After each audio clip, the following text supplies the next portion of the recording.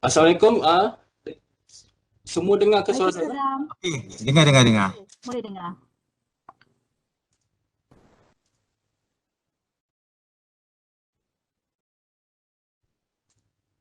Okey. Okey, minta maaf saya sambung semula.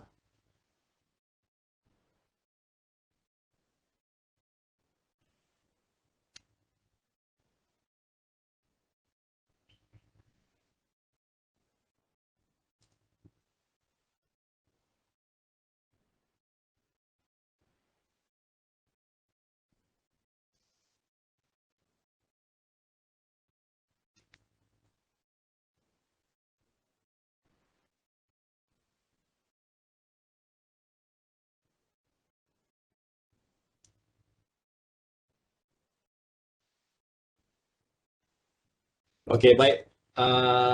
Tadi saya terhenti di sini semasa 7 kriteria penilaian. Yang mana 7 kriteria penilaian ini terdapat di dalam sistem MyATP yang perlu diisi dan dikemaskini oleh para calon.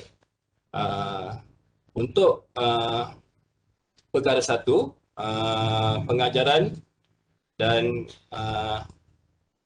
penyediaan pasca siswaza. Kedua, penyelidikan, penerbitan dan persidangan. Yang ketiga, perundingan dan atau kepakaran.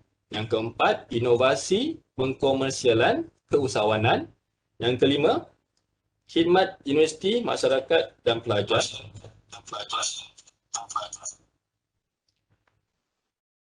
Keenam, sanjungan akademik dan anugerah akademik.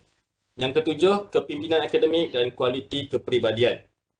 Untuk makluman semua, perkara 1, 2 dan sebahagian di perkara 3 ini adalah secara automatik daripada sistem sedia ada dalam UiTM, iaitu sistem SIM, sistem Prisma, sistem IRS, ICON. Manakala yang sebahagian lagi perkara 3 perlu dikemaskini secara manual oleh calon. Perkara 4, 5 dan 6 juga perlu dikemaskini secara manual oleh calon, manakala perkara 7 adalah secara automatik daripada sistem MyATP.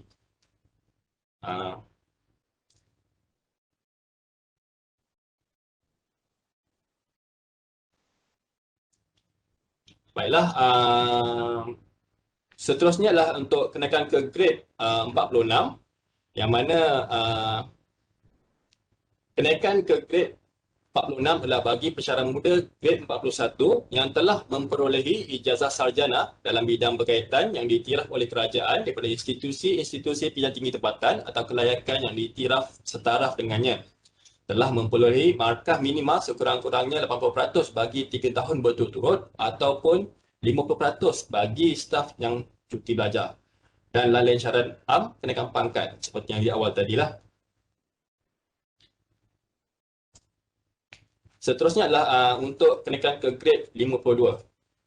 Okey, kenaikan ke grade 52 adalah bagi pensyarah grade 45, 46 yang telah mempunyai kelayakan PhD, DBA, sarjana profesional perubatan pergigian atau yang setara, ataupun menggunakan kelayakan profesional yang diiktiraf, ataupun telah memenuhi tempoh perkhidmatan 10 tahun berserta dengan kesetaraan PhD, ataupun telah memenuhi tempoh perkhidmatan selama 20 tahun di grade 45 dan setara, dan haruslah memperolehi markah LPT minimal 80% bagi tempoh 3 tahun terkini atau minimal 50% bagi staf cuti belajar, dan perlu memenuhi lain syarat kenaikan pangkat. Baiklah, untuk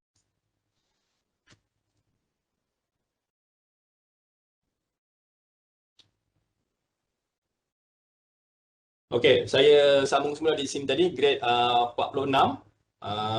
Inilah tadi paparan slide-nya. Memiliki ijazah sarjana dalam bidang berkaitan, 80% untuk LMPT 3 tahun berturut ataupun 50% bagi staf cuti belajar, dan juga lain-lain syarat kenaikan pangkat. Manakala untuk kenaikan ke grade 52, yang mana untuk kenaikan ke grade 52 ni terdapat 4 laluan, iaitu dengan kelayakan PhD, DBA, sarjana profesional atau yang setara, Ataupun laluan kedua, menggunakan kelayakan profesional. Dan laluan ketiga, memenuhi tempoh perkhidmatan 10 tahun berserta dengan kesetaraan PhD.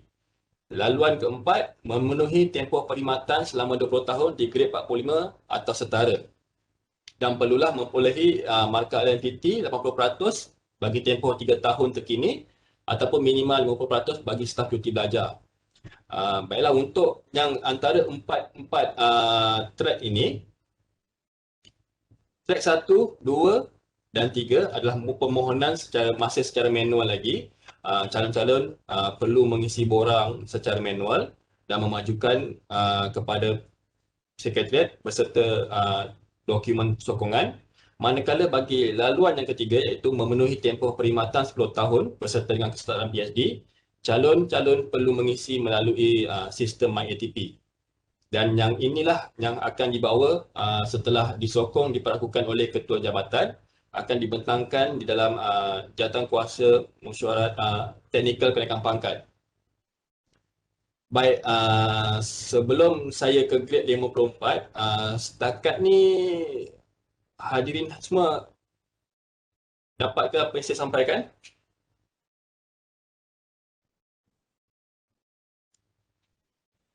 So, boleh saya proceed untuk kenaikan pangkat ke grade 54 ya? Baik. Boleh.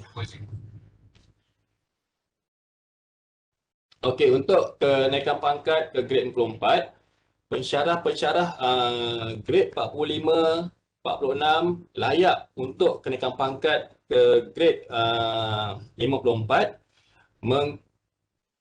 dengan syarat mempunyai kelayakan PhD, BBA, sarjana profesional, perubatan pergigian atau setara, dan telah berada selama sekurang-kurangnya 3 tahun dalam tempoh perkhidmatan dalam grade jawatan semasa iaitu grade 45-46. Markah LNPT minima 90 tahun bagi tempoh 3 tahun berturut-turut, dan jumlah keseluruhan besar penilaian mengikut template kenaikan pangkat adalah 90% ke atas. Yang ini adalah markah di dalam template MyATP. Manakala bagi pensyarah grade 51-52, layak dipertimbangkan untuk kenaikan pangkat ke grade Profesor Madya grade 54. Sama juga perlu mempunyai kelayakan PhD, BBA, sarjana profesional atau yang setara, telah berkhidmat 3 tahun dalam tempoh perkhidmatan grade jawatan semasa iaitu grade 51-52. Manakala markah LMPT perlulah 80% bagi tempoh 3 tahun berturut-turut dan minimal 50% bagi staf yang sedang cuti belajar, cuti sabbatical ataupun dalam latihan profesional sebagainya.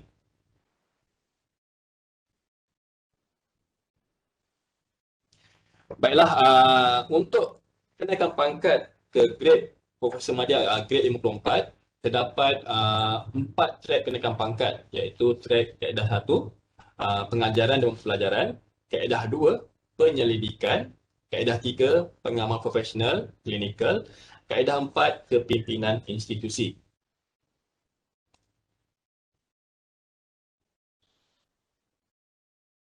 Baik, untuk kenaikan pangkat ke grade 54, terdapat 4 kaedah tadi. Ada kaedah 1, 2, 3 dan 4. Manakala berikut merupakan syarat wajib untuk kenaikan pangkat 54, yang mana syarat wajib berikut merupakan menggraduatkan sekurang-kurangnya seorang pelajar di peringkat ijazah sarjana secara penyelidikan sebagai penyelia utama, atau sekurang-kurangnya 2 orang pelajar di peringkat ijazah sarjana secara penyelidikan sebagai penyelia bersama berdasarkan perakuan senat universiti atau tarikh anugerah universiti dan 2 kriteria khusus. So, beza di sini, kalau sekiranya sebagai penyelia utama hanya perlukan 1, tetapi sekiranya sebagai penyelia bersama perlukan 2. Ataupun perlu menyempurnakan penyeliaan dalam tempoh minima 1 tahun sekurang-kurangnya 5 orang pelajar sarjana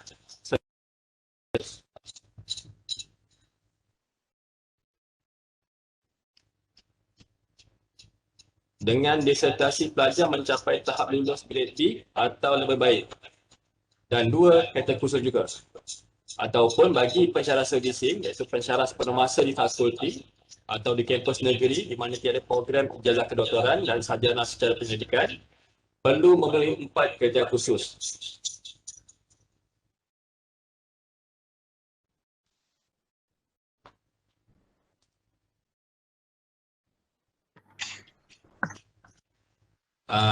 Untuk subset medical, yang ini hanya untuk fakulti perubatan pergigian, perlulah menyelia sekurang-kurangnya seorang pelajar di peringkat ijazah sarjana kekaran klinikal atau yang setara dengannya sebagai penyelia utama atau penyelia bersama selama sekurang-kurangnya 12 bulan, dan 2 kriteria khusus, atau perlu menyelia sekurang-kurangnya 2 orang pelajar di peringkat ijazah sarjana atau setara dengannya sebagai penyelia utama atau penyelia bersama sekurang-kurangnya 6 bulan untuk setiap calon, dan 2 kriteria khusus bagi pensyarah sebelum masa di fakulti atau kampus negeri di mana tiada program ijazah kebakaran. Perlu menjaga sekurang-kurangnya 4 orang calon pasca siswada, pegawai perubatan atau pegawai pergigian yang menjalani latihan sangkutan klinikal selama sekurang-kurangnya 3 bulan untuk setiap calon, dan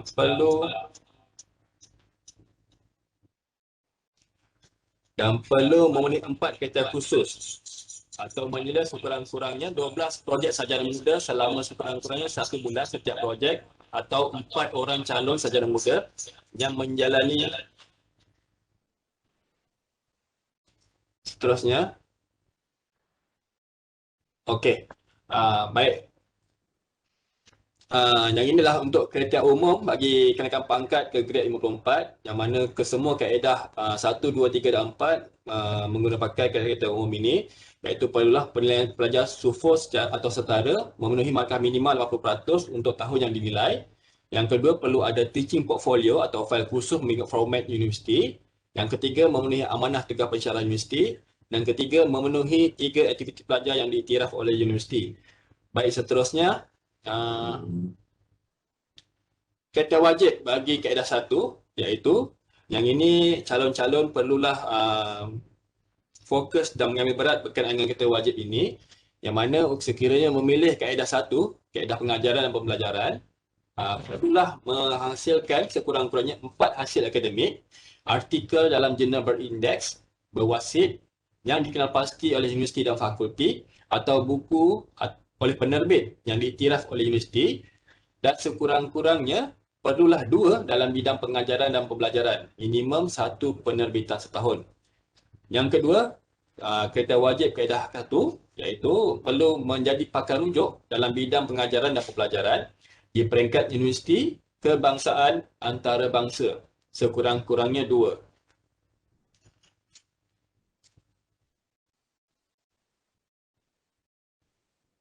Okey, untuk aktiviti yang diiktiraf oleh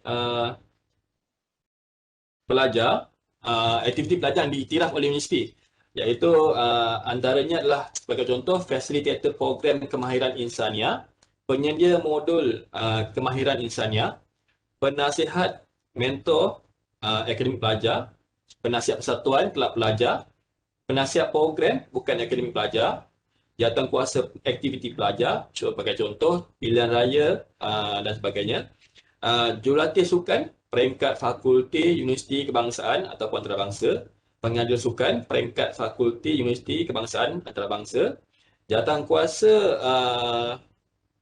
sukan antara fakulti ataupun jawatankuasa sukan antara universiti, jurulatih program bukan akademik sebagai contoh debat, pantun, kebudayaan, peringkat fakulti universiti kebangsaan dan antarabangsa, jawatankuasa orientasi peringkat fakulti ataupun malam peragaduan convocation, jawatankuasa perkalan data alumni peringkat fakulti, facilitator penceramah program kaca, jawatankuasa program kaca, pegawai pengirim program pelajar dan pegawai program kemahiran insaniah.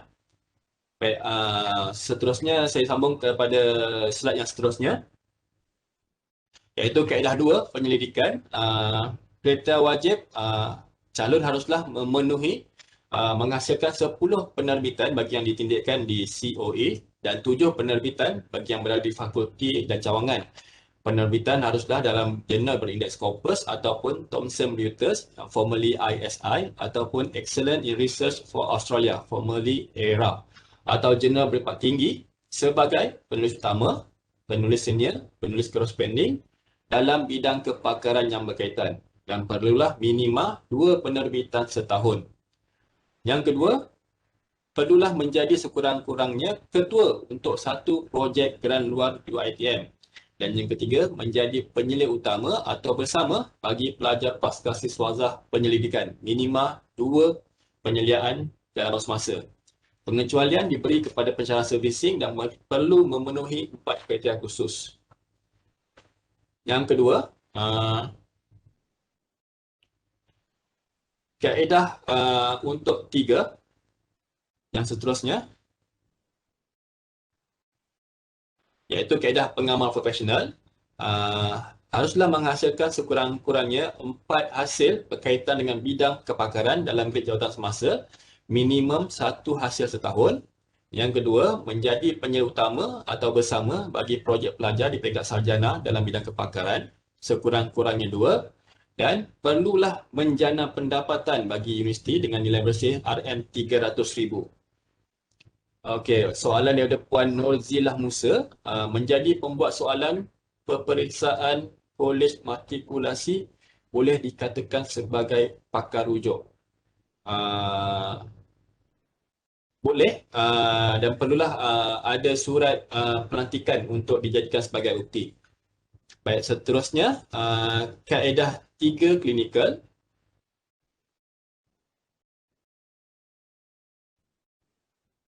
Slide seterusnya. Okey, bagi kaedah 3 klinikal, ini adalah untuk pensyarah fakulti perubatan dan pendidikan telah menghasilkan sekurang-kurangnya 3 hasil akademik yang berkaitan dengan bidang kepakaran dalam grade jawatan semasa, 3 artikel dalam jurnal berindeks World of Science ataupun Scopus, dan perlulah menjadi penulis utama sekurang-kurangnya dalam 1 artikel. Yang kedua, menjalankan perkhidmatan klinikal sekurang-kurangnya 20 jam seminggu. Dan yang ketiga, sekurang-kurangnya 3 tahun selepas diiktiraf sebagai pakar atau 3 tahun selepas memperoleh PhD. Baik, seterusnya, slide yang keempat, kaedah keempat, iaitu untuk kepimpinan institusi, telah menghasilkan sekurang-kurangnya 3 hasil akademik, artikel dalam jurnal berindeks, berwasit dan yang terkenal pasti oleh universiti dan fakulti, atau buku oleh penerbit yang diiktiraf oleh universiti dalam grade jawatan semasa, dan haruslah dalam bidang kepimpinan. Yang mana kalau tuan-tuan lihat kaedah 1 dan kaedah 4 ini, hasil akademik itu adalah lebih kurang sama, iaitu jurnal berindeks, berwasit, tetapi perbezaannya adalah untuk kaedah 1, penerbitan itu adalah bidang pengajaran dan pelajaran, manakala untuk kaedah 4, penerbitan haruslah dalam bidang kepimpinan dan bukannya bidang pengajaran dan pembelajaran. Baik, yang kedua, sama juga menjadi pakar rujuk dalam bidang kepimpinan ataupun bidang pembangunan akademik di peringkat universiti kebangsaan, antarabangsa atau dilantik memegang jawatan di peringkat kebangsaan. Baik, yang seterusnya. Okey, ini adalah merupakan kriteria-kriteria khusus yang perlu dipenuhi oleh calon-calon, yang mana tadi di dalam kriteria wajib 2 kriteria khusus dan ini adalah tambahan 4. So total yang perlu dipenuhi adalah 6. Baik, ini seperti mana yang di layar, di skrin, antara kriteria khususnya. Baik, yang seterusnya, slide seterusnya. Seterusnya ada 14 kriteria khusus yang perlu dipenuhi oleh calon-calon. So daripada 14 ini, calon-calon boleh memilih 6 di antara 13 kriteria khusus tersebut. Baik, yang seterusnya.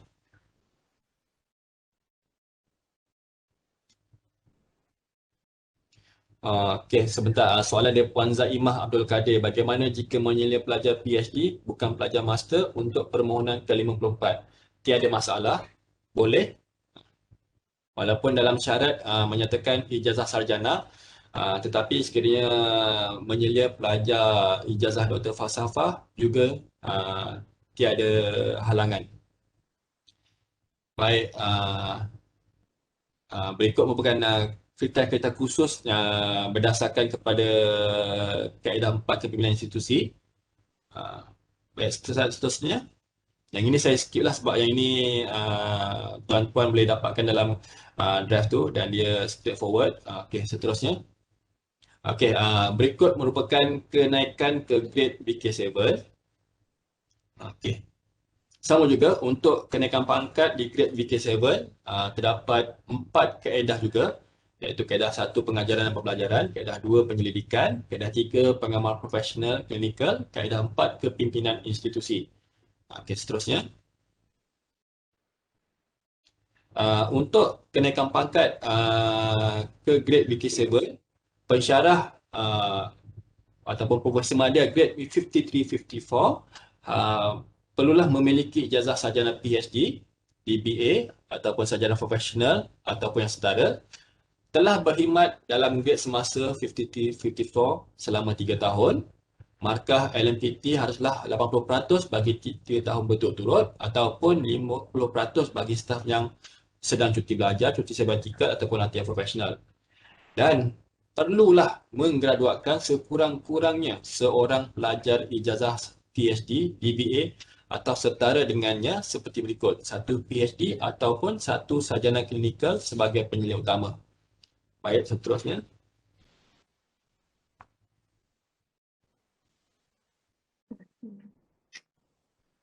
Syarat umum untuk kenaikan pensyarah 51-52 juga layak dipertimbangkan untuk ke profesor grade VK7 dengan mempunyai kelayakan PhD, DBA, sarjana profesional perubatan pergigian ataupun yang setara, telah berkhidmat 3 tahun di dalam grade semasa iaitu grade 51-52, LMPT minima 90% bagi tempoh 3 tahun berturut-turut. Beza dengan 54 tadi, LMPT minima 80, tapi sekiranya beliau pensyarah 51-52 untuk ke VK7, markah LMPT minima adalah 90%. Dan markah keseluruhan mengikut template kenaikan pangkat adalah 90% ke atas. Perlulah menggraduatkan sekurang-kurangnya seorang pelajar ijazah PhD, DBA atau setara dengannya seperti berikut. PhD atau 1 sarjana klinikal sebagai penyelia utama. Seterusnya, haruslah menerima anugerah berprestij dan telah membina jaringan kukuh dengan industri ataupun IPT di peringkat kebangsaan dan antarabangsa. Baik, seterusnya. Pensyarah grade 45-46 juga layak dipertimbangkan untuk ke Profesor BK7. Seperti mana syarat umum kelayakan sama, tempoh perkhidmatan juga sama 3 tahun. Bezanya adalah perlu markah minima 95% bagi tempoh 3 tahun berturut-turut. Dan markah jumlah besar mengikut template kenaikan pangkat adalah 95. So macam tadi 51-52 ke BK7, LMPT 90% untuk 3 tahun. Markah template MyATP 90. Yang ini sekiranya pensyarah berikut merupakan pensyarah grade 45-46 untuk ke BK7, LMPT 95, markah MyATP juga 95. Dan ini semua sama. Seterusnya, berikut merupakan kriteria kenaikan pangkat ke grade BK7. Seterusnya, syarat wajib menggraduat untuk kaedah 1 dan kaedah 2, menggraduatkan sekurang-kurangnya seorang pelajar ijazah doktor kedoktoran sebagai penyelia utama berdasarkan perakuan Senat Universiti atau tarikh anugerah universiti dan 2 kriteria khusus. Untuk pensyarah servicing, pensyarah sepenuh masa di fakulti atau kampus negeri di mana tiada program ijazah kedoktoran dan sarjana sejarah pendidikan dijalankan, perlu memenuhi 5 kriteria khusus. Okey, tadi ada soalan daripada adakah bagi pelajar PhD mixed mode juga diperlukan selama 5 orang bergraduate? Untuk VK, kenaikan pangkat Profesor VK7, PhD secara penyelidikan sahaja, tiada PhD secara mixed mode yang diterima untuk kenaikan pangkat. Soalan daripada Nur Faizal Farid, sekiranya pencapaian kriteria wajib dicapai sebelum ada PhD, dan telah berada dalam grade 52, adakah ia boleh dikira setelah mendapat PhD untuk kenaikan pangkat? Ya, dia mengambil kira grade semasa tuan. Okey. Seterusnya, untuk syarat wajib bagi kaedah 3 iaitu pengamal profesional, perlulah menggraduatkan sekurang-kurangnya seorang pelajar ijazah kedoktoran sebagai penyelidik utama dan 2 kereta khusus, manakala perbezaannya di sinilah penglibatan sekurang-kurangnya 15 tahun serta pengiktirafan dari industri di dalam bidang berkaitan di peringkat kebangsaan antarabangsa ataupun memiliki sumbangan luar biasa signifikan yang memberi impak dan mendapat pengiktirafan di peringkat kebangsaan antarabangsa ataupun menjana pendapatan melalui perundingan untuk universiti dengan nilai bersih RM 1 juta secara kumulatif. Seterusnya, bagi kaedah 3, klinikal, ini untuk pensyarah di Fakulti Perubatan dan Pendidikan, menggraduatkan sekurang-kurangnya seorang pelajar di peringkat ijazah sarjana klinikal atau setara dengannya, atau PhD secara penyelidikan sebagai penyelidik utama dan 2 kereta khusus, atau menggraduatkan sekurang-kurangnya 2 orang pelajar di peringkat ijazah sarjana Master of Science atau setara dengannya sebagai penyelidik utama dan 2 kereta khusus, atau menggraduatkan sekurang-kurangnya 2 orang pelajar di peringkat ijazah sarjana klinikal, kepakaran atau setara dengannya secara penyelidikan sebagai penyelidik bersama dan 2 kereta khusus. Okey, baik, seterusnya.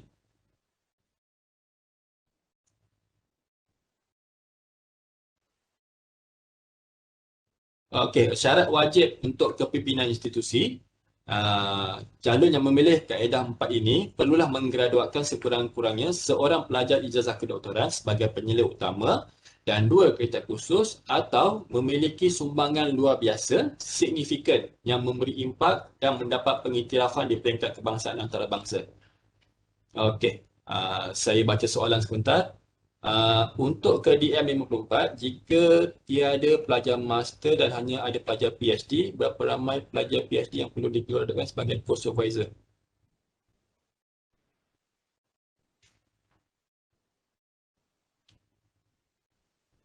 Untuk sebagai course supervisor, perlu menggerakkan seorang pelajar PhD. Sekiranya untuk ke grade 54 tiada pelajar sarjana, tiada pelajar master. So sebagai kalau misal kata ada seorang pelajar PhD dan sebagai penyelidik bersama mencukupi syarat bersama dengan satu pelajar master sebagai penyelidik utama. Kalau jadi penyelidik bersama untuk pelajar dari universiti lain boleh diambil kira. Tidak boleh, hanya pelajar daripada universiti UiTM sahaja. Untuk universiti lain akan diambil kira di dalam jadual satu penilaian, tapi dah untuk syarat wajib haruslah pelajar UiTM sahaja. Okey, Zahidah Ahmad, saya ada soalan. Sekiranya telah mendapat PhD tapi masih belum mendapat pengesahan dalam jawatan, apakah keistimewaan yang bakal diperolehi? Ini untuk kenaikan ke grade 52 ya. Okey, sekiranya telah memiliki kelayakan PhD tetapi belum disahkan dalam jawatan, memang tidak boleh diberikan kenaikan pangkat sebab syarat utamanya adalah perlu sah di dalam jawatan dan 3 tahun perkhidmatan dalam grade semasa. Okay. Walaupun telah memiliki kelayakan PhD lebih awal daripada tarikh disahkan jawatan dan dalam tempoh bawah 3 tahun, calon perlulah menunggu setelah mendapat kelayakan PhD, perlu menunggu pengesahan jawatan dan cukup tempoh perkhidmatan 3 tahun. Tiada pelajar postgrad di kampus, adakah tertaluk dengan keperluan ada pelajar bergraduat dengan PhD? Okey, Dr. Farhah Abdullah, untuk situasi semasa sekarang, sebenarnya para pensyarah telah digalakkan untuk mendapatkan pelajar, untuk menyelih pelajar, uh, walaupun di kampus-kampus cawangan tiada pelajar ijazah sarjana ataupun pelajar PhD. Sebenarnya pensyarat-pensyarat telah digalakkan untuk mendapatkan menjadi sekurang-kurangnya penyelidik bersama. Perlu merujuk dengan kampus Shah Alam. Jadi untuk situasi sekarang ini, apa yang saya sampaikan sekarang, untuk percara servicing ataupun di fakulti yang tiada menawarkan kursus ijazah secara pendidikan, masih boleh memohon menggunakan dengan kelonggaran tanpa tanpa menggraduatkan pelajar tersebut. Tapi untuk tempoh terdekat ni kemungkinan kita masih dalam proses semakan garis panduan. Kemungkinan yang garis panduan ini akan dipindalah. So dikuatiri nanti bila Dr. Farhah akan memohon, Dr. Farhah belum ada, sebagai contohlah kalau Dr. Farhah belum ada pelajar yang bergraduat, takut dia akan memberi impak yang kurang positif kepada permohonan Dr. Farhah. Okey, seterusnya untuk ke DM52, apakah yang dimaksudkan dengan kesetaraan PhD? Dalam manual ada jadual kesetaraan PhD. Adakah perlu mencapai ke semua elemen tersebut? Okey, Puan Shazlin Rosli, ya betul. Maksud kesetaraan PhD seperti mana yang Puan lihat di dalam manual, dalam bahagian panduan itu, itulah jadual kesetaraan PhD yang mana ia sama di dalam sistem MyATP yang perlu dipenuhi oleh calon-calon.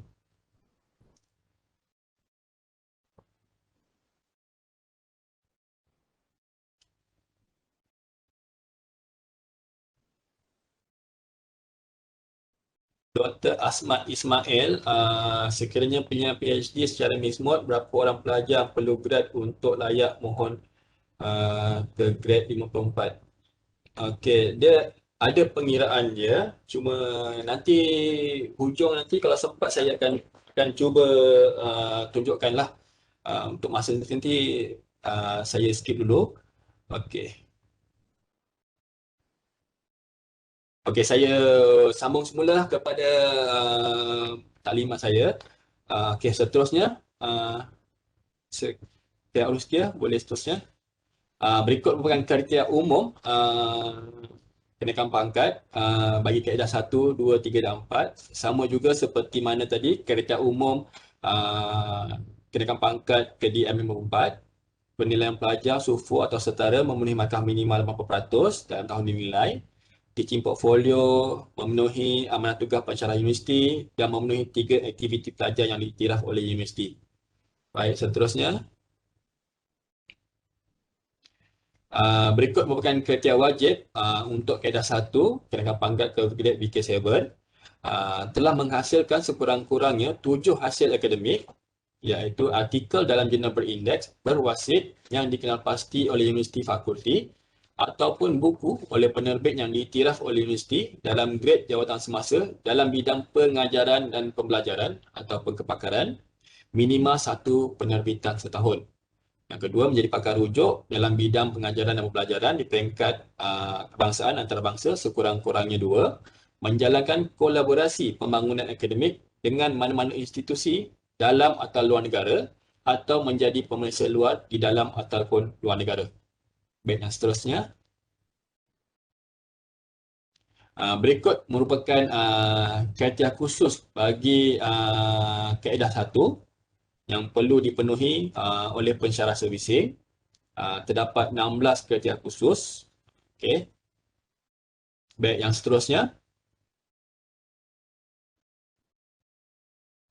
Kaedah 2, itu untuk kaedah penyelidikan. Kriteria wajib yang perlu dipenuhi bagi calon yang memohon grade VK7 melalui kaedah penyelidikan haruslah menerbitkan 18 penerbitan bagi yang ditindihkan di COE atau 15 penerbitan bagi yang berada di fakulti atau cawangan dan haruslah dalam jurnal berindeks Scopus atau Thomson Reuters atau Excellent in Research for Australia atau jurnal berimpak tinggi atau impact factor sebagai penulis utama, penulis senior, corresponding dalam bidang kepakaran dan berkaitan. Haruslah minima 2 penerbitan setahun. Yang kedua, menjadi ketua penyelidik untuk sekurang-kurangnya 2 projek dengan geran luar dari UiTM. Yang ketiga, menjadi penyelidik utama atau bersama bagi pelajar pasca siswazah penyelidikan minima 2 bagi tahun semasa. Yang keempat, menjalankan penyelidikan bersama, kolaborasi dengan mana-mana institusi dalam atau luar negara atau mendapat geran penyelidikan antarabangsa atau menjadi pemeriksa luar di dalam atau luar negara. Baik, seterusnya. Berikut merupakan kriteria khusus bagi kaedah 2 penyelidikan untuk pensyarah servising.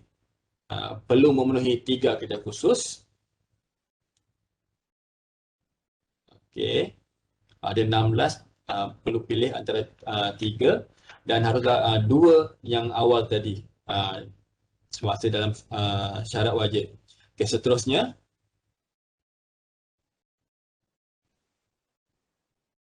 Kaedah 3, kaedah pengamal profesional. Perlulah menghasilkan 7 hasil dalam bidang kepakaran dan diiktiraf oleh universiti, industri, kebangsaan dan antarabangsa. Yang kedua, menjadi pakar rujuk, panel penilai, juri, pemeriksa, panel penasihat dalam bidang kepakaran di peringkat kebangsaan dan antarabangsa. Yang ketiga, menjalankan kolaborasi pembangunan bidang kepakaran dengan mana-mana institusi dalam atau luar negara dengan impak yang nyata kepada UiTM. Yang keempat, menjana pendapatan melalui perundingan untuk universiti dengan nilai bersih RM500,000 secara kumulatif. Baik, seterusnya. Kaedah 3, kaedah klinikal untuk pensyarah Fakulti Perubatan Pergigian telah menghasilkan sekurang-kurangnya 6 hasil akademik yang berkaitan dengan bidang kepakaran dalam grade jawatan semasa, artikel dalam jurnal berindeks World of Science Scopus yang menjadi penulis utama atau penulis corresponding sekurang-kurangnya 3 artikel daripada 6 tersebut dan menjalankan perkhidmatan klinikal sekurang-kurangnya 20 jam seminggu. Yang seterusnya sekurang-kurangnya 6 tahun selepas diiktiraf sebagai pakar atau 6 tahun selepas memperolehi ijazah PhD. Okey. Untuk seterusnya, berikut merupakan kriteria khusus bagi kaedah 3 yang perlu dipenuhi oleh pensyarah servising. Baik, yang seterusnya, kaedah 4. Inilah kriteria khusus untuk teknikal. Ada 10. Baik, seterusnya. Kaedah 4, kaedah kepimpinan institusi. Perlulah menghasilkan sekurang-kurangnya 5 hasil akademik, artikel dalam jurnal berindeks, berwasit yang dikenal pasti oleh universiti fakulti atau buku oleh penerbit yang diiktiraf oleh universiti dalam grade jawatan semasa dan dalam bidang kepimpinan. Yang kedua, menjadi pakar rujuk dalam bidang kepimpinan ataupun pembangunan akademik di peringkat universiti, kebangsaan, antarabangsa dan dilantik memegang jawatan di peringkat kebangsaan. Yang ketiga, menjalankan kolaborasi antarabangsa dengan mana-mana institusi dalam atau luar negara yang membawa kepada mobiliti dan menaikkan nama fakulti UiTM ke peringkat dunia atau menjadi pemeriksa luar dalam atau luar negara. Baik, yang seterusnya. Berikut merupakan kriteria khusus kaedah 4 kepimpinan institusi bagi pensyarah servising. Okey.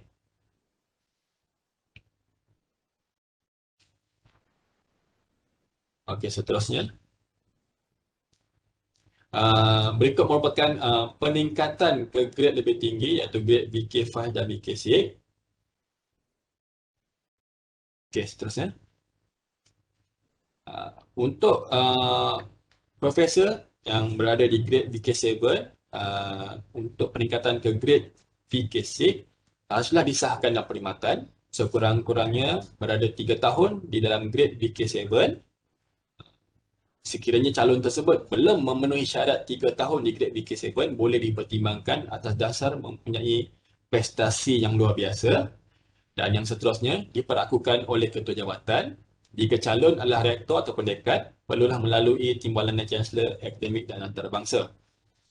Yang keempat, telah melaksanakan satu syarahan utama professional lecturer di grade BK7 sebelum boleh dipertimbangkan untuk peningkatan ke grade yang lebih tinggi. Okey, seterusnya.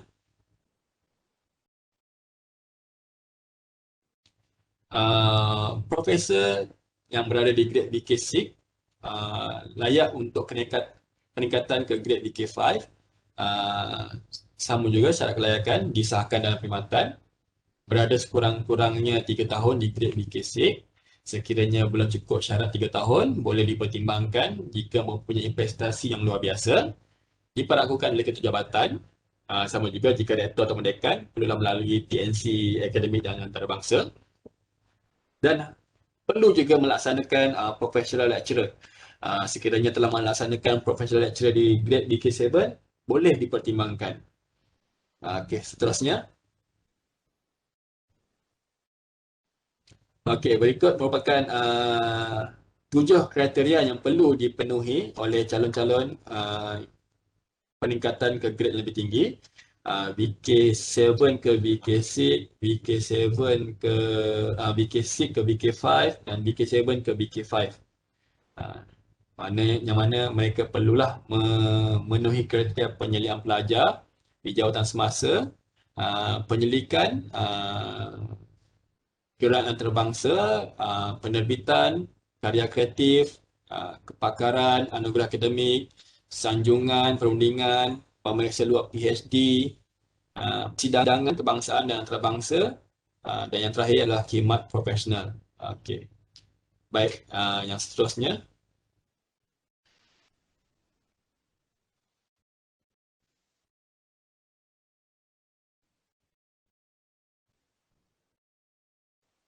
Okey, untuk taklimat kriteria saya sehingga setakat ini, tuan-puan ada persoalan, boleh majukan persoalan kepada saya sebelum saya sambung untuk slide yang kedua. Khairul, Assalamualaikum. Waalaikumsalam. Saya daripada UiTM Perlis. Saya nak bertanya berkenaan dengan permohonan secara online ni kan? Okey. Adakah memang dijalankan secara 100% online ataupun perlu hantar dokumen lagi? Tidak perlu. Memang dilaksanakan secara 100% online lah. Walaupun untuk apa cawangan punya ni, kenaikan pangkat. Sebab sebelum ni online juga. Cuma perlu hantar dokumen lagi untuk cawangan. Dokumen apa tu? File lah, maksudnya file. Okey, sebenarnya kita telah memberikan akses kepada moderator-moderator di cawangan. Akses sistem kenaikan pangkat staff portal dan juga akses untuk sistem e-compliance MyATP. Jadi misal kata kalau moderator di PTJ Puan masih tiada akses tersebut, bolehlah memohon akses tersebut daripada pihak kami untuk sistem staff portal, manakala untuk sistem MyATP e-compliance akan dimajukan ke pihak HA. Jadi bila moderator mendapat akses tersebut, moderator boleh melihat dokumen-dokumen yang dimajukan, yang dikemaskini oleh calon dalam sistem-sistem. So tak perlulah calon untuk majukan dokumen sama ada secara soft copy ataupun hard copy kepada sekretariat. Okay. Jadi kalau macam permohonan sebelum ni, macam dah pernah mohon and then dibatalkan, so perlu mohon semula lah. Ya, permohonan yang dibatalkan tu maksud dibatalkan macam mana? Sebab tak diberi hard copy ataupun soft copy macam tu lah. Bukan soft copy, hard copy kot, hard copy, file maksudnya. Macam permohonan secara manual sebelum ni. Yang membatalkan siapa? Sebabnya kalau misal kata pihak kami tidak membuat pembatalan, permohonan itu masih aktif dalam sistem. Sebab saya tengok dekat dalam apa kita punya staff portal tu dia memang tulis dibatalkan permohonan tu. Baik. Jadi kalau permohonan semula tu adakah dikira tarikh memang tak dikira tarikh permohonan yang sebelum ni lah? Tidak. Dia akan mengambil kira permohonan yang terbaru tu lah. Adakah perlu saya tanya atas sebab apa-apa ke untuk dibatalkan tu? Perlu tanya? Perlu tanya kepada pihak mana-mana ke untuk kenapa dibatalkan? Boleh. Boleh. Puan boleh merujuk kepada pihak kami, Sekretariat di BKK. Kami boleh dapatkan kenapa butiran-butirannya. Okey. Alright. Terima kasih. Baik.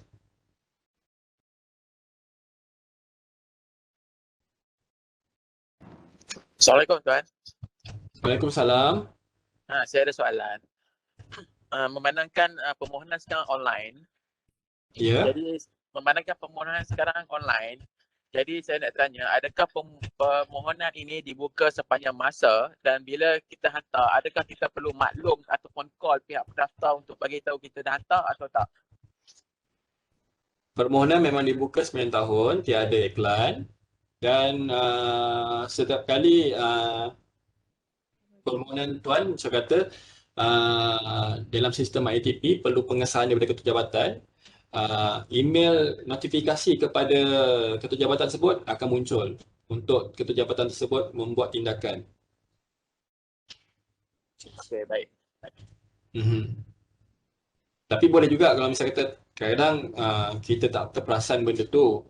Jadi tuan-puan mungkin boleh maklumkan kepada moderator ataupun kepada ketua jabatan lah yang mana tuan-puan telah membuat permohonan dan perlu tindakan. So nanti setelah diselesai di pihak PTJ, dia akan sampai kepada pihak sekretariat lah BKK. Sebab requirement masing-masing kan. Okey, baik, terima kasih. Sama.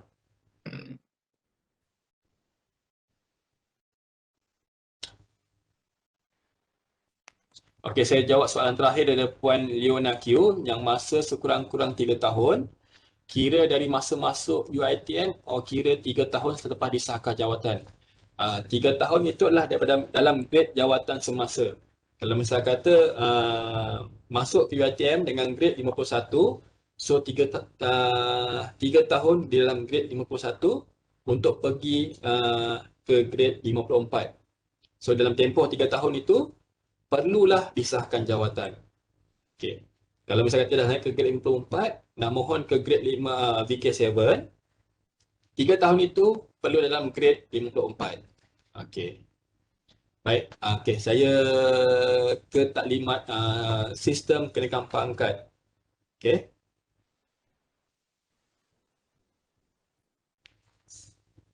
Okey, Rustia.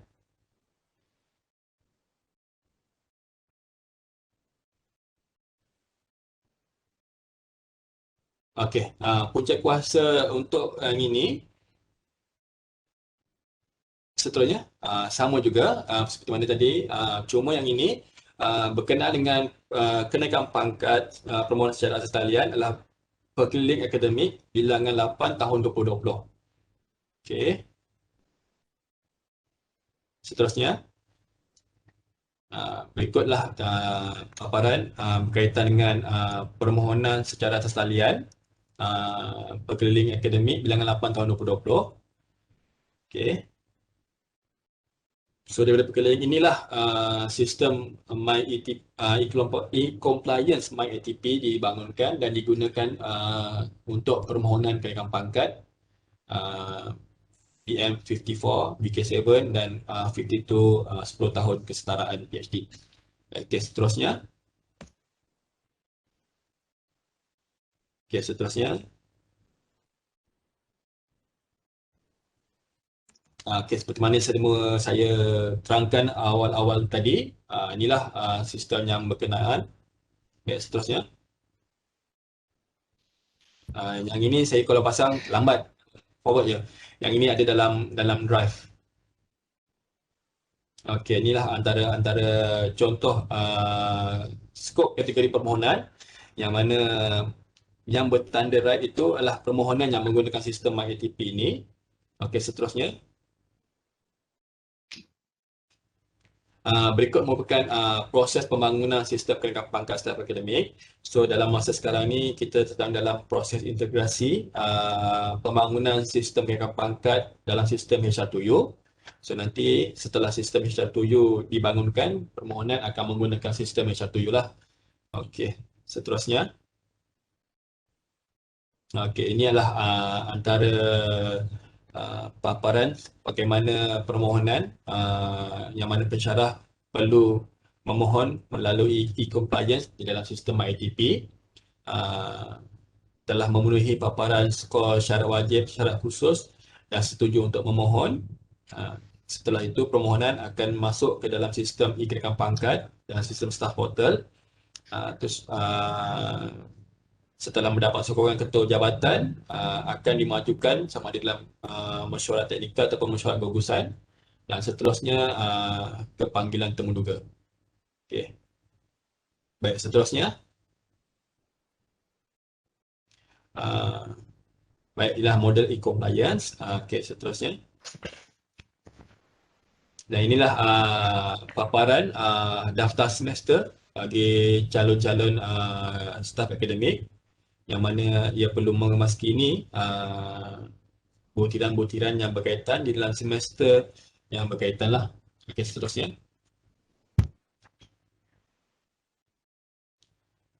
Okey, inilah ringkasan untuk e-compliance yang mana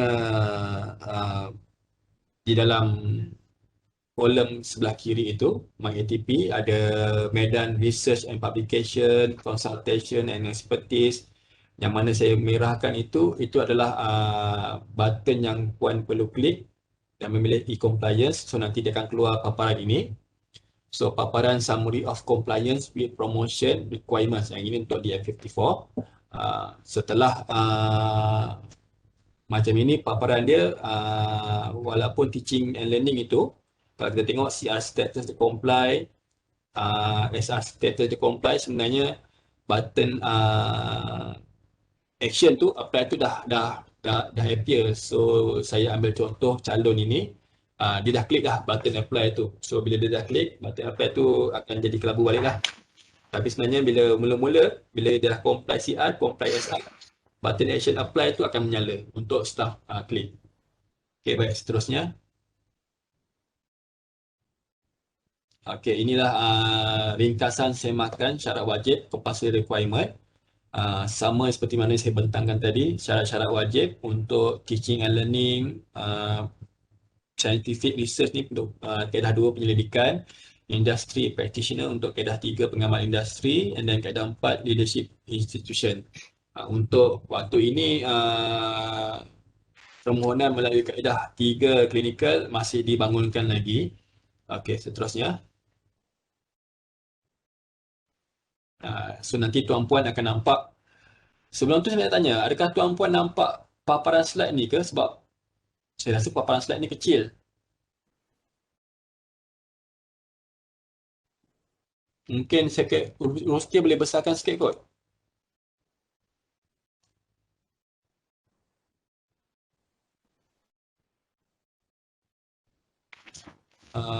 Dia punya percentage viewing ni mungkin jadikan 90.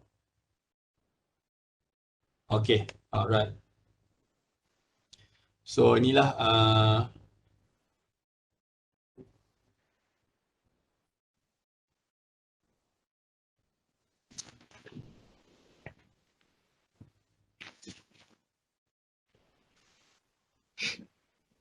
mungkin boleh pergi kat view tu. View buat full screen. Full screen mode. Bawah sekali. Bawah. Tu. Okey. Okey, seterusnya inilah butiran di dalam jadual kriteria wajib yang mana nanti tuan-puan akan nampak paparan ni. Okey, seterusnya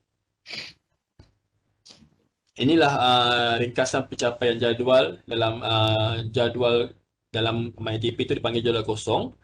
Yang ini untuk track teaching and learning, yang mana kalau tuan-puan lihat WX itu adalah markah yang tuan-puan perolehi, perlu dibandingkan dengan markah minimum di sebelah tu 36,666, dan macam mana tadi saya terangkan untuk kenaikan pangkat jika nak melangkau daripada 52 terus PK7 perlulah markah melebihi 90.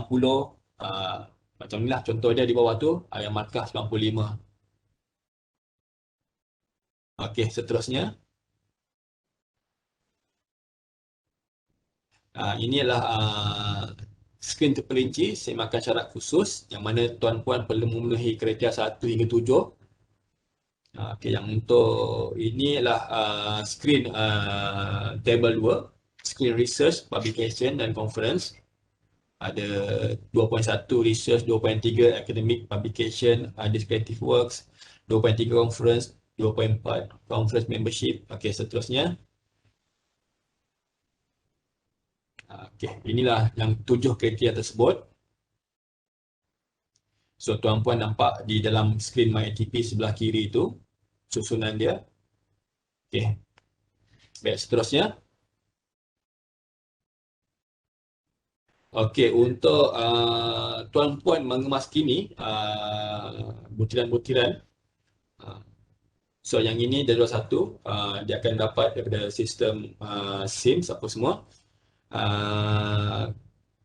Tuan-puan perlulah memilih track dan semester. Sebagai contoh macam yang ini, memilih track Institutional Leadership semester 2, semester 4 2021. So memilih memasukkan butiran pada semester berkenaan. Okey. Seterusnya. Inilah paparan pengemaskinian untuk jadual 1. Okey. Baik, seterusnya.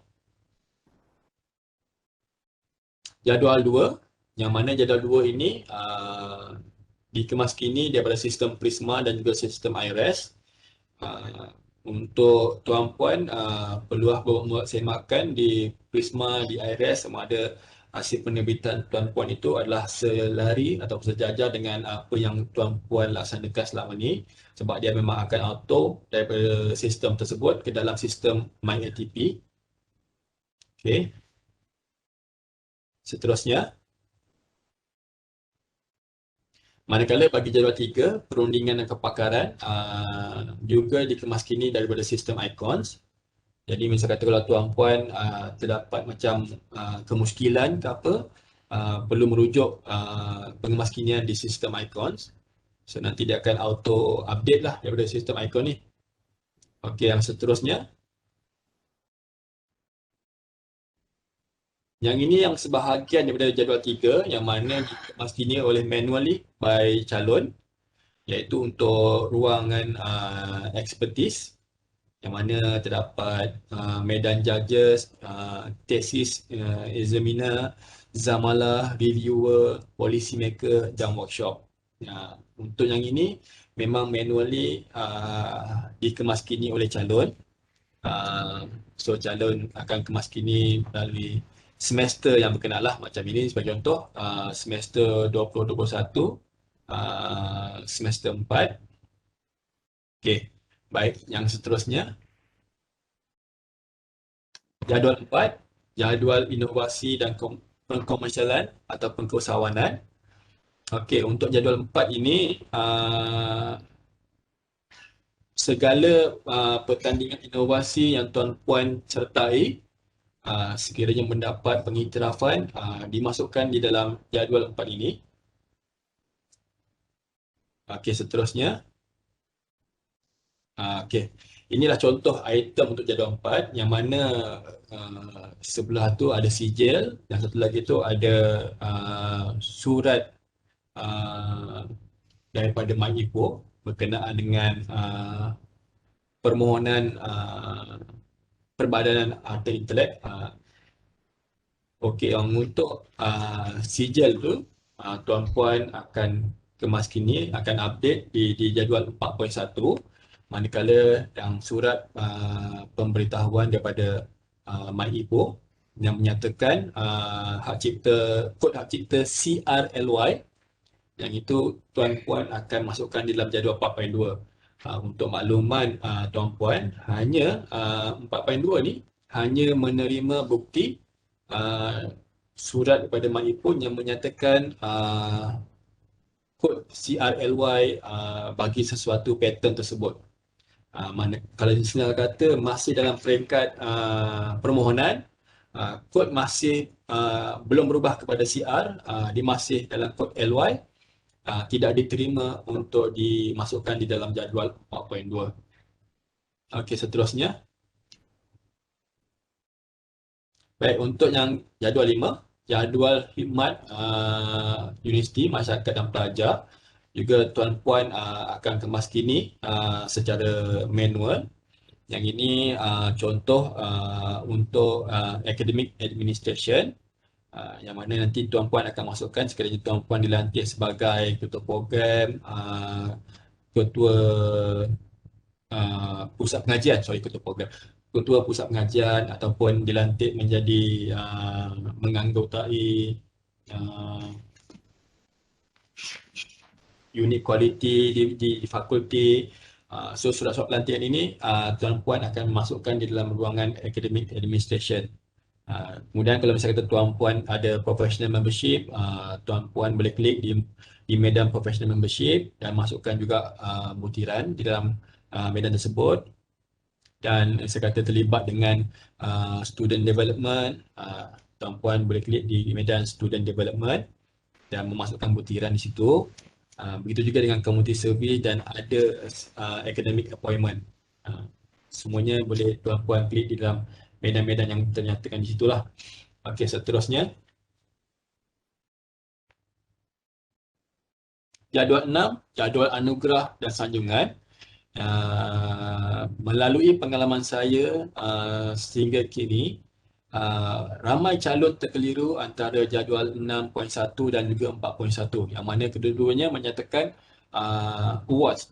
Tetapi bezanya di sini, untuk jadual 4.1, awards yang dimasukkan adalah awards tuan-puan menyertai pertandingan.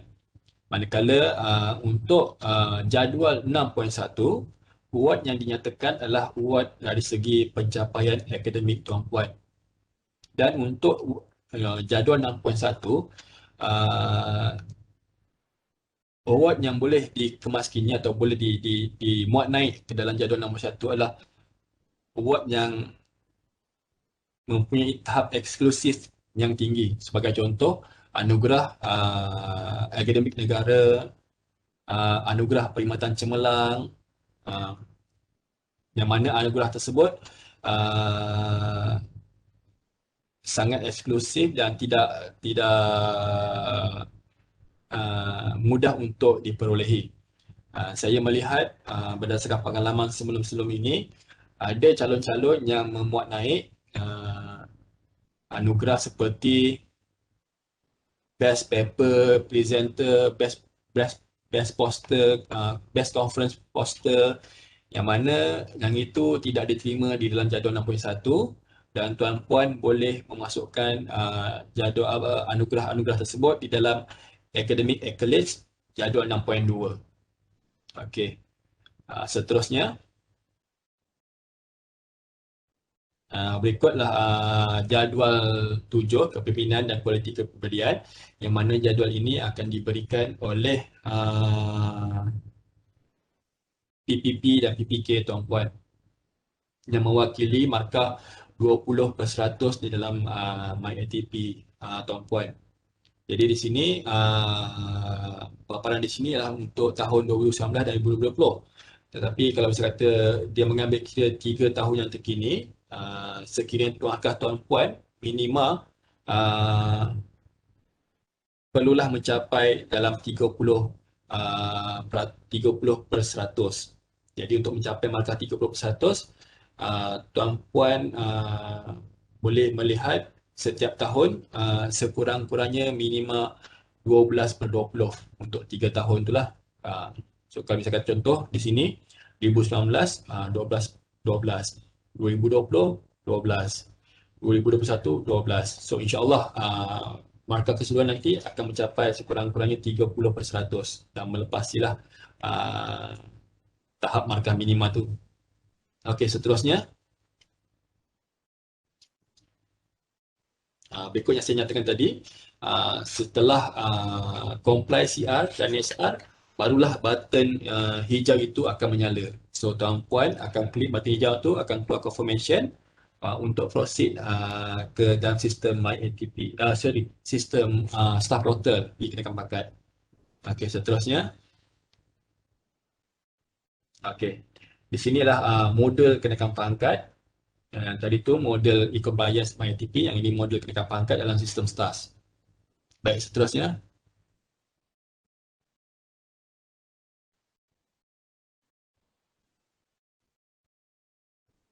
Next slide. Okey, ini paparan dalam sistem Kenakan Pangkat staff portal. Okey, baik, seterusnya. Okey, tuan puan nanti akan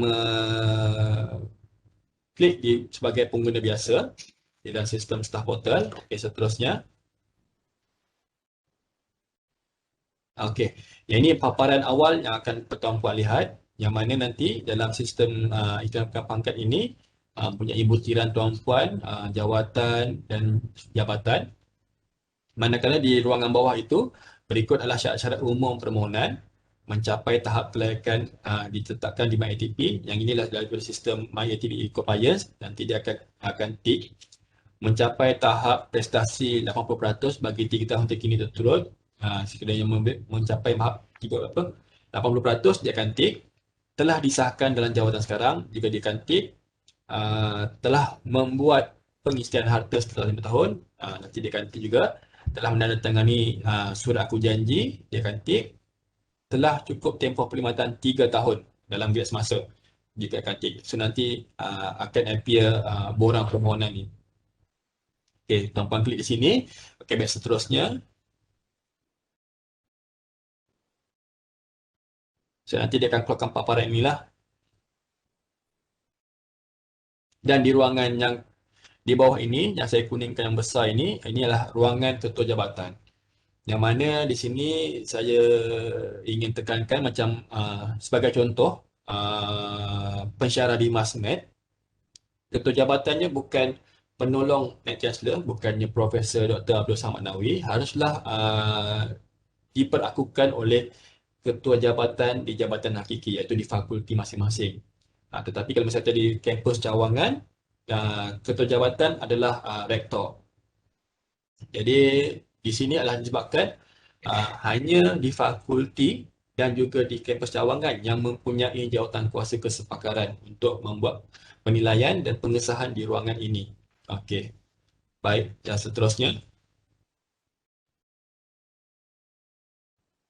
Okey, yang paparan inilah paparan calon, yang mana kotak yang dihitamkan ini untuk tindakan-tindakan calon. Yang mana dia dapat untuk semakan borang, untuk kemaskini borang, iaitu untuk mengemaskini ketua PTJ. Ketiga, untuk membatalkan borang, calon boleh membatalkan permohonan dalam Kenakan Pangkat sekiranya belum disahkan oleh ketua jabatan. Sekiranya telah disahkan oleh ketua jabatan, pihak sekretariat akan membuatlah sekiranya nak membatalkan permohonan. Okey. Dan nanti kalau misalnya kata sistem telah berjalan, paparan surat temurukan juga akan muncul untuk tuan puan. Baik, untuk seterusnya. Yang inilah skrin paparan status permohonan pengesahan ketua PTJ untuk ketua PTJ mengambil tindakan. Okey, tak apa, ini boleh dilangkau. Baik, seterusnya. Okey, seterusnya.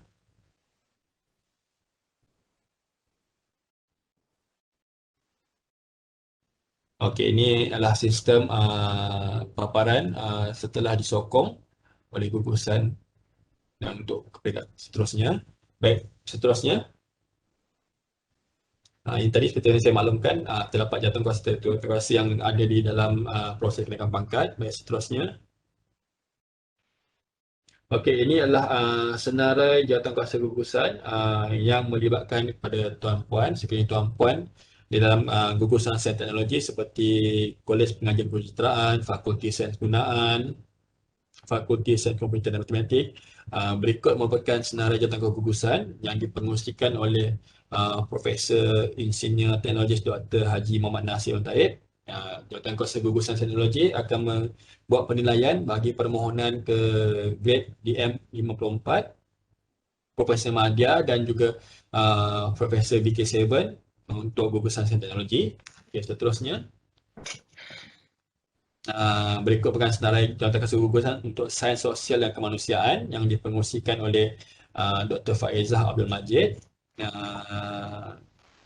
untuk Fakulti Pendidikan, Fakulti Komunikasi dan Pengajian Media, Fakulti Filem, Muzik dan juga Kolej Pengajian Seni Kreatif, Okey, seterusnya.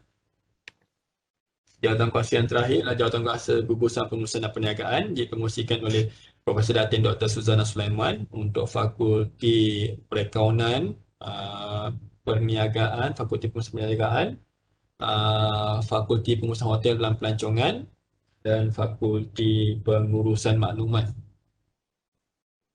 Okey. Seterusnya. Okey.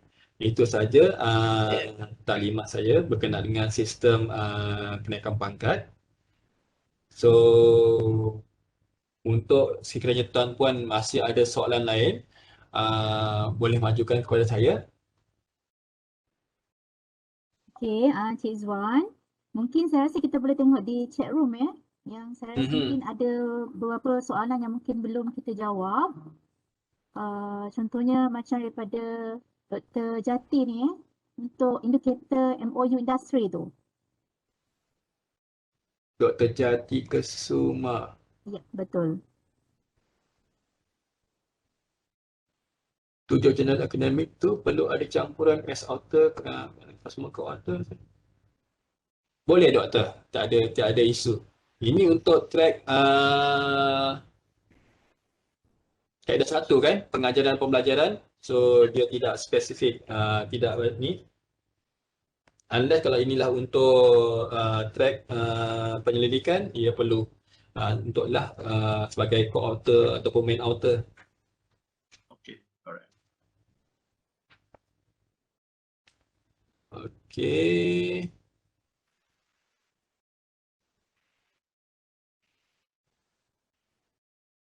Untuk kes Encik Dr. Ahmad Muhyiddin, kenaikan pangkat ke-52 dengan kenaikan PhD, telah memenuhi kriteria 3 tahun pengesahan jawatan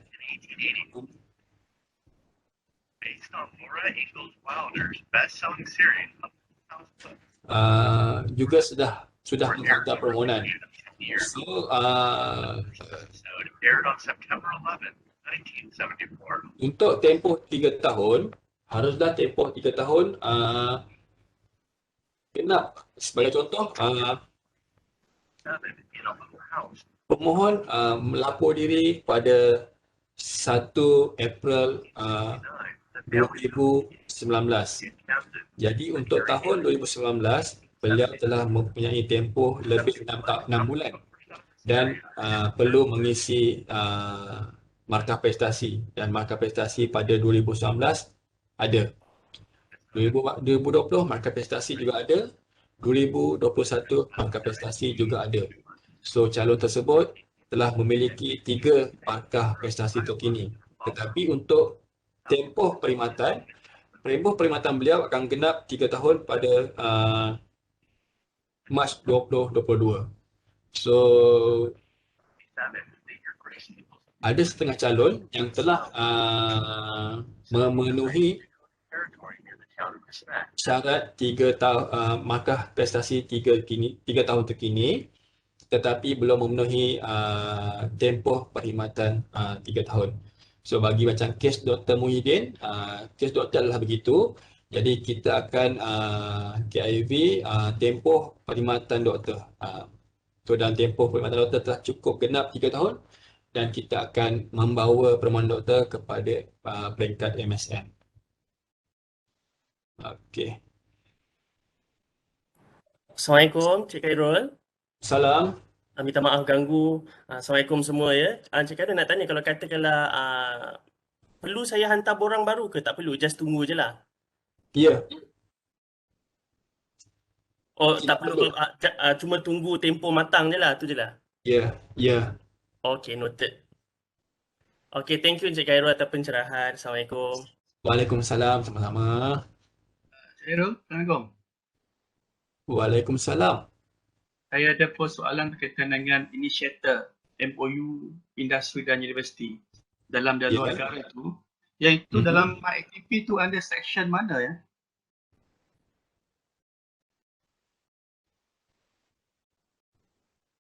MyATP dalam section Dia initiate MOU ni. Sebab selepas initiate MOU ni, kita orang kena buat aktiviti program dengan industri ni dan juga universiti yang kita ada buat MOU tu. So it's kind of continuously for 2-3 years punya program related to the faculty, related to the university. Dan nampak dia punya contribution tu agak tinggi juga. Cuma tak tahu dalam MyATP tu dia letak section mana? Adakah kepakaran ke? Aku tak sure. If you guys could advise this, yang boleh contribute to your application untuk dalam policy maker. policy maker ni? Ya. Okay. Okay, alright. Thank you. Welcome.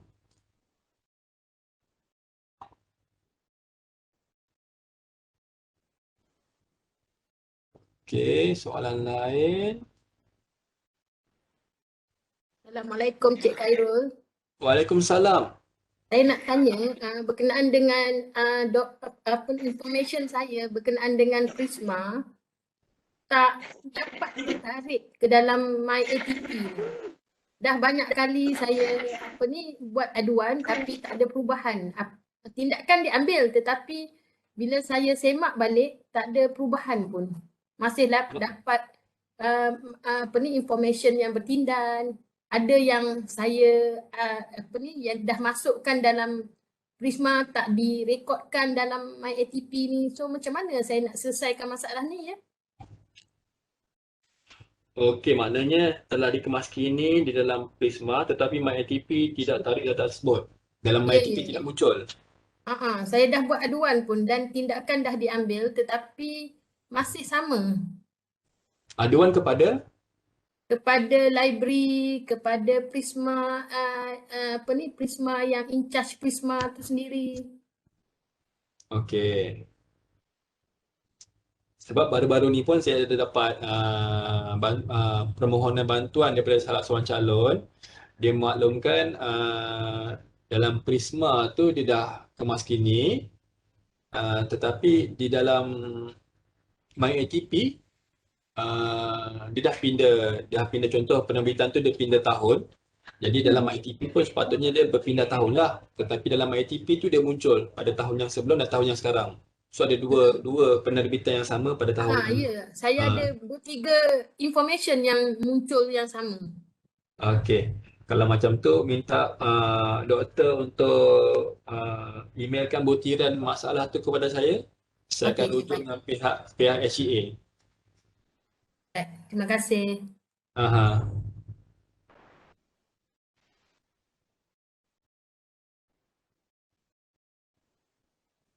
Okey, Dr. Jati Kesuma, pemilihan jurnal mesti dalam jurnal kepakaran bidang sahaja atau any jurnal yang sesuai asalkan indeks Scopus dan ERA untuk VK7. Okey, untuk track 1, track PNP dan track 2, penyelidikan, perlulah dalam bidang kepakaran ataupun bidang pengajaran. Sebagai contoh, misal kata doktor adalah pencarah dalam bidang pemasaran, haruslah penerbitan dalam bidang pemasaran. Kalau misalnya kata doktor adalah pensyarah dalam bidang TESOL, haruslah bidang kepakaran TESOL. Okey, kalau misalnya kata memilih kaedah 4, kaedah kepimpinan, penerbitan itu haruslah dalam bidang kepimpinan. Semua ada, tidak boleh penerbitan yang berkaitan dengan bidang pengajaran. Okey.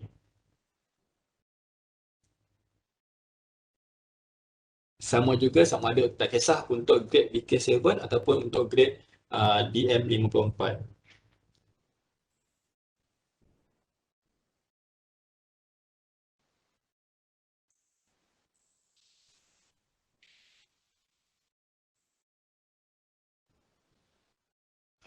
Puan Nadia Diana Tan, salam, nak tanya pasal comply tu dia capture dari MyATP yang kita mula guna MyATP. Jadi untuk rekod-rekod kita sebelum pengguna MyATP, adakah perlu kita kena masukkan untuk tahun-tahun sebelumnya? Ya, betul, kena masukkan. The buyer is back. Okey.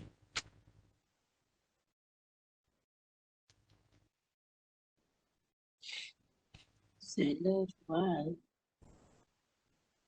Untuk soalan Puan Rosita, adakah sistem MyATP sesuai juga untuk pensyarah servicing? Ya, sistem MyATP sesuai juga untuk pensyarah servicing. So nanti semasa dalam paparan awal tu, setelah Puan klik e-compliance promotion, dekat bawah table tu nanti ada pilihan button use servicing lecturer. So Puan akan pilih yes for servicing lecturer.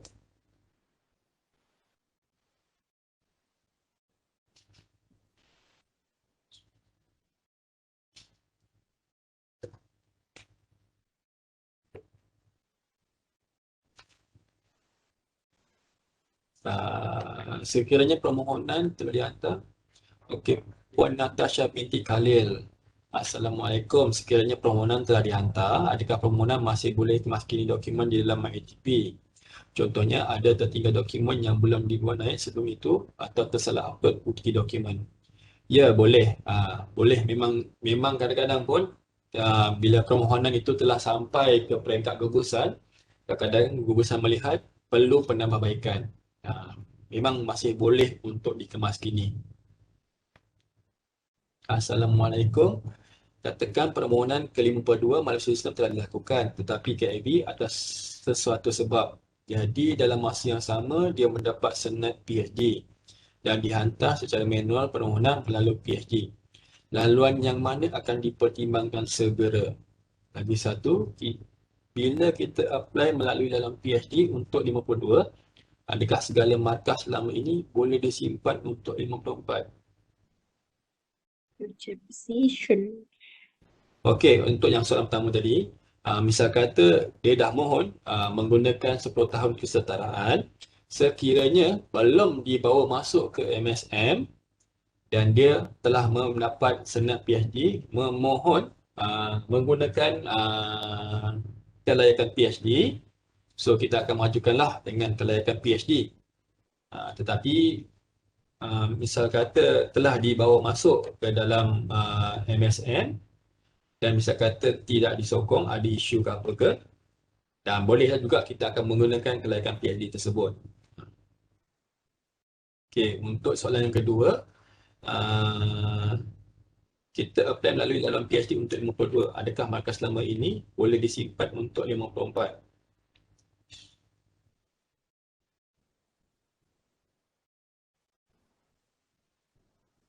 Okey, untuk dalam PhD, sistem akan membaca setelah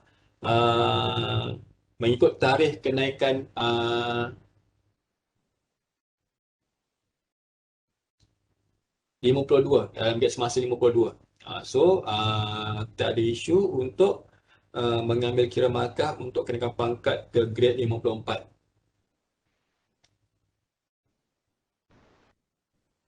Sekiranya penilaian PhD secara mixed mode, berapa orang pelajar perlu grade untuk layak mohon ke grade 54? Okey. Soalan yang ini tadi,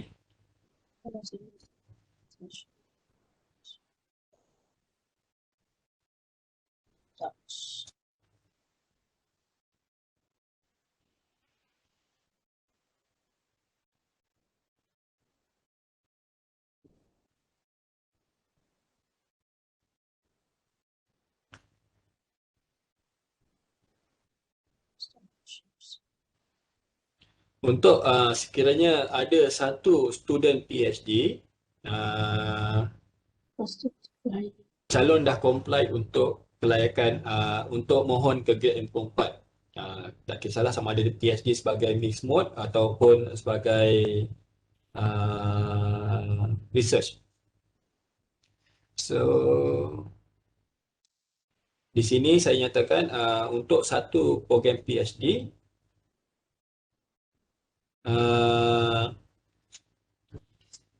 ya, untuk ke-54 satu PhD program secara research sebagai main supervisor layak.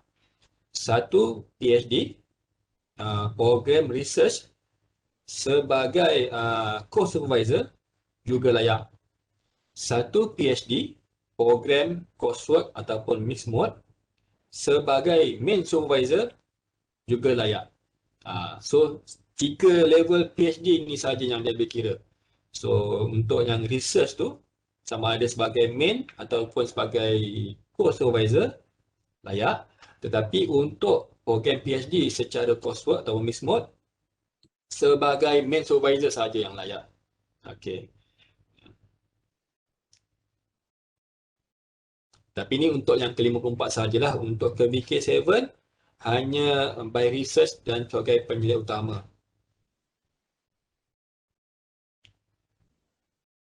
Okey, Dr. Asmat Ismail, soalan yang lagi satu apa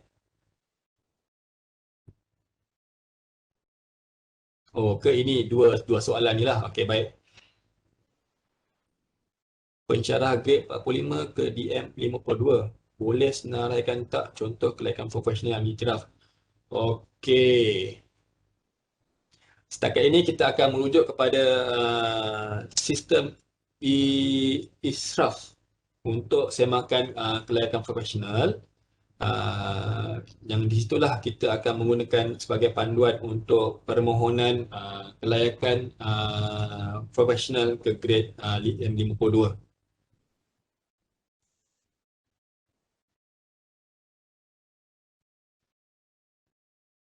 Puan Subashini Gananasan, macam mana nak mohon selesaikan masalah tidak dapat akses e-promotion?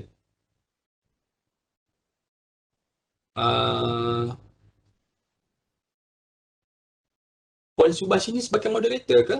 Ataupun sebagai calon? Dr. Subashini here. Sebagai calon untuk memohon untuk pergi ke apa ni? AP lah, untuk AP. Tapi saya punya my ATP ni ada problem, dah lama saya complain. Tapi mungkin sekarang diorang tengah address ke apa, saya tak tahulah. But dah lama Dr. lah. Subashini fakulti apa? Fakulti Farmasi. Okey, baik. Sebelum ni doktor tanpa gelaran Macam mana? Sorry? Sebelum ni doktor di grade tanpa gelaran ke? Tanpa gelaran, betul. Di UF 54. Okey, baik. Yang ini pun masih dalam peringkat penyelesaian masalah dengan pihak SEA untuk kes-kes yang tanpa gelaran and then nak mohon untuk dengan gelaran. Ya, betul. Masih dalam peringkat penyelesaian lagi. Oh, ini sebab masalah teknikal tak dapat masuk ke apa? Sebab ramai dekat fakulti yang boleh access. Tempoh hari kita nampak isunya adalah berkenaan dengan kod jawatan tersebut. Jadi sistem tidak dapat membaca. I see, okay. So kita dah addresskan isu ni, dah minta dah perbincangan dengan pihak BKK, dah perbincangan dengan pihak Infotech, dengan pihak BPO. Kita dah addresskan untuk seragamkan kod tu. So nanti saya akan follow up semula dengan pihak HEA apa masanya. Okey, terima kasih. Okey, Puan Ana Kashfi, sekiranya beroleh kelayakan profesional yang diiktiraf semasa dalam tempoh cuti belajar, adakah boleh membuat permohonan kelayakan dari 45 ke 52? Boleh, dan perlulah markah prestasi sekurang-kurangnya 50 ke atas.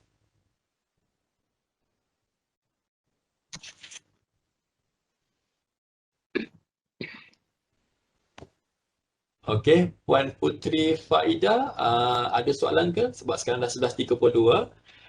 Kalau ada, saya ini akan jadi soalan yang terakhir lah daripada Puan Putri Faida.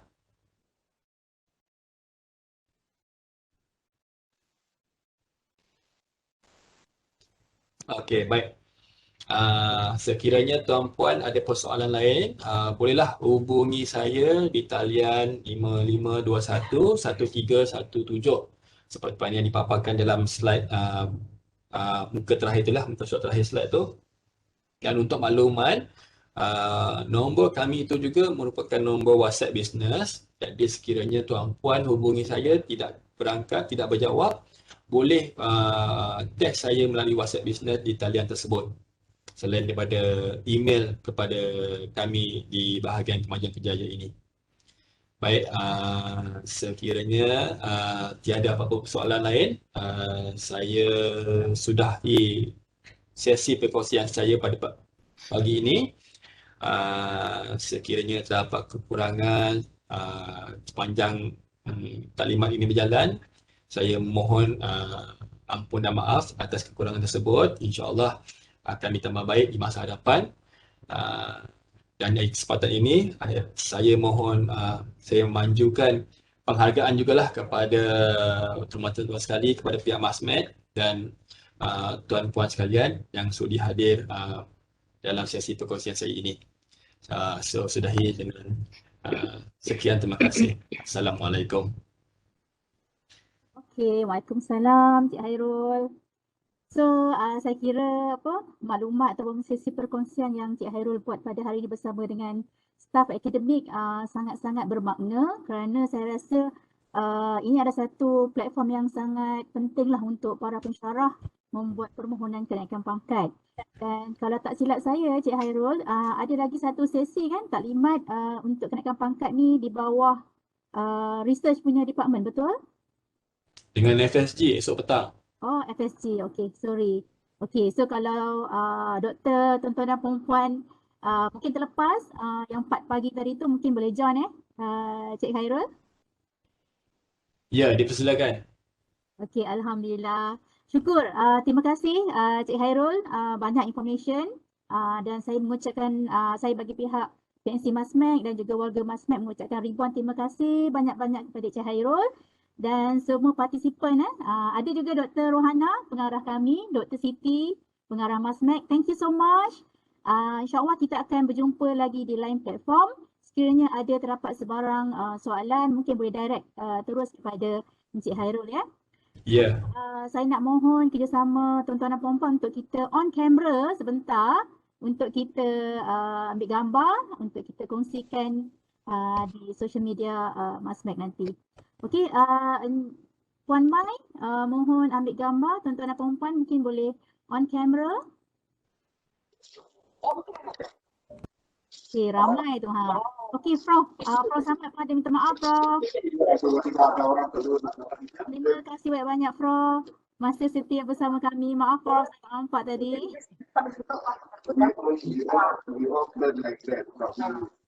Okey, dalam kiraan 1, 2, 3, Puan Mai mohon ambil gambar ya. Okay, 1, 2, 3.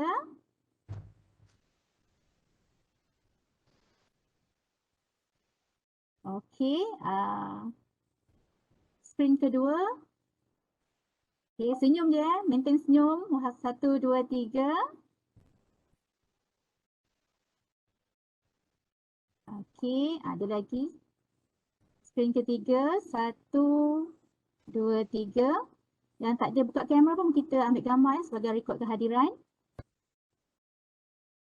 Okey, 1, 2, 3.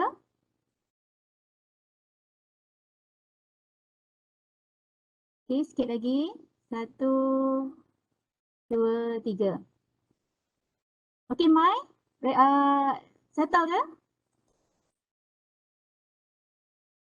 Alright. Okey, tuan-tuan dan puan-puan, insya-Allah untuk sesi pagi ni kita akan kongsikan rakaman taklimat kita di YouTube channel Masmed dan saya mohon izin daripada Encik Hairul untuk kita share slide pembentangan sebentar tadi, boleh ke Encik Hairul? Boleh. Seperti mana yang saya dah sharekan kepada moderator, dokumen-dokumen tersebut juga boleh didapati dalam Google Drive yang kami sharekan kepada moderator. Okey, baik. So tuan-tuan dan puan-puan mungkin boleh isi link kehadiran pagi ni dan kita akan automatik menghantar sijil kehadiran lah tuan-tuan dan puan-puan. Okey, terima kasih. Mungkin Prof Samad ada nak bagi kata-kata terakhir untuk para pensyarah kita memohon kenaikan pangkat. Mungkin Prof sepatah dua. Terima kasih. Saya mengucapkan good luck lah kepada yang nak mohon ni. Jadi insyaAllah penting ialah pada saya keputusan lah. Kalau keputusan lepas, cepatlah tuan-tuan dan perempuan panggil video. Saya dulu masa memohon masa itu keputusan sahaja makan masa lebih kurang setahun. Keputusan ni. Lepas tu Putuslah Prof. Dia macam sangkut-sangkut sikit Prof. okey, dengar tak ni? Dengar ya? Okey, dengar.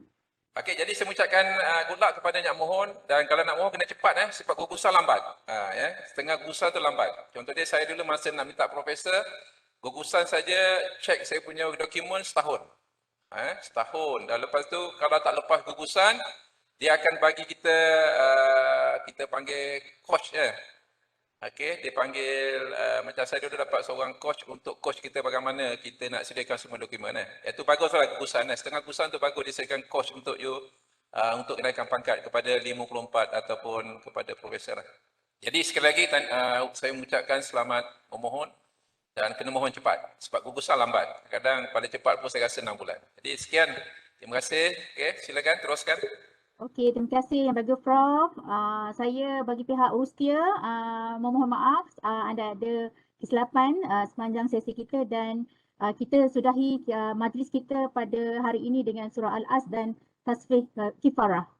Terima kasih dan sampai berjumpa lagi. Assalamualaikum.